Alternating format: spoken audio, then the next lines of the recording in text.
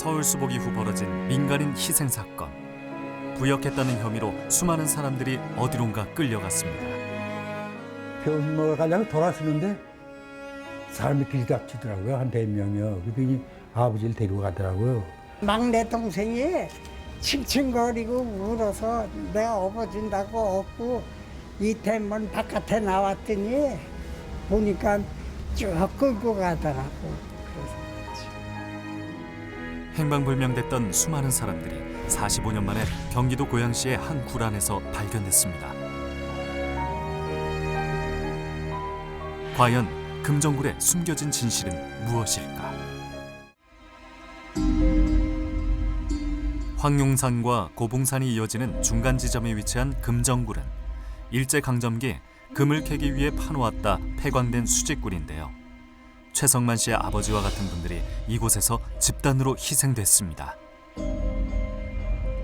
희생된 이들은 국군의 고향과 파주 지역 수복 이후 부역 혐의와 부역자 가족이라는 이유로 경찰과 태극단, 치안대에 끌려가 관내 지서와 치안대 사무실, 창고 등에 며칠 동안 구금됐습니다.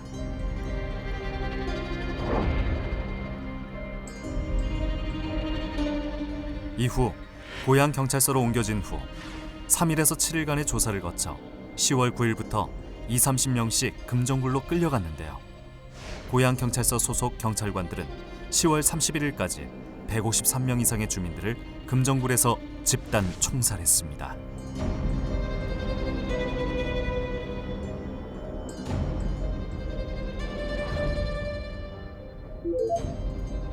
진실화해위원회는 지난 2007년 고양 금정굴 사건을 고양 지역 등의 지역 주민들이 부역 혐의와 그 가족이라는 이유로 고양 경찰서 소속 경찰관들에 의해 불법적으로 집단 총살당한 사건이라고 진실 규명했습니다. 실제 저 사람들이 죽을지였느냐 이걸 판단하지 않고 그냥 적의 집단 안에 있고 그를 지지했기 때문에 그냥 죽여도 된다. 뭐 그거에 대해서 책임을 지지 않는다. 이런 공감대를 만들어내는 사건이었다는 거죠. 그리고 가해자 쪽에 있는 사람들은 전부 그런 논리로 자기 합류하면서 여태까지 그냥 나는 죄 진 거 없어. 뭐 내가 사람 죽인 건 당연한 거야. 이렇게 합류하면서 살아왔다는 거죠. 이 후손들이 지금 뭐 하나의 주장을 이루고 있는 거고요. 여전히 그러니까 뭐 누군가를 적으로 몰고 그 집단에 있는 사람들에 대해서는 어떠한 짓을 해도 상관없다라고 하는 이런 논리가 그대로 남아있는 거고요.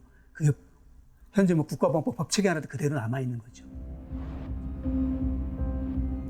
금정굴의 진실이 밝혀진 것은 희생자 유족들의 힘이 컸습니다. 유족들은 지난 1995년 9월 십시일반 돈을 모아 금정굴을 15m까지 발굴했습니다.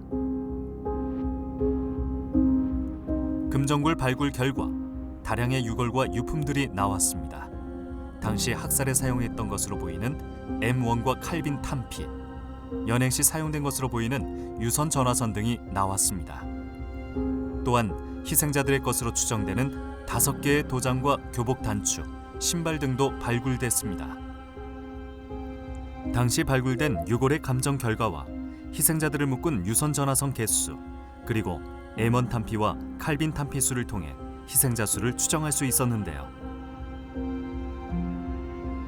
진실화해위는 발굴된 탄피 수를 근거로 최소한 171명 이상이 희생됐을 것으로 판단했습니다.